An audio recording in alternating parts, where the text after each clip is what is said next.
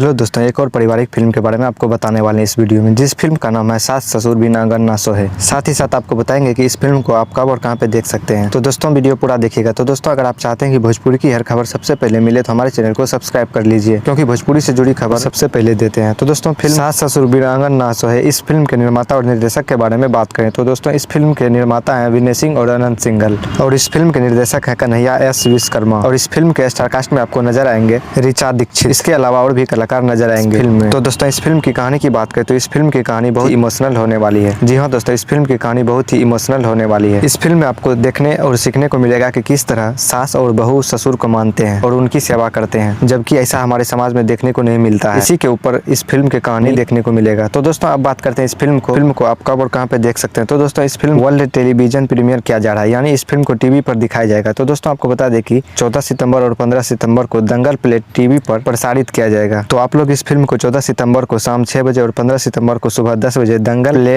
App के free dish channel पर देख सकते हैं। तो दोस्तों ये था भोजपुरी करने वाले फिल्मों का अपडेट। अगर वीडियो अच्छी लगी हो तो वीडियो को लाइक और चैनल को सब्सक्राइब कर लीजिए। मिलते हैं अगली वीडियो में, तब तक के लिए धन्यवाद।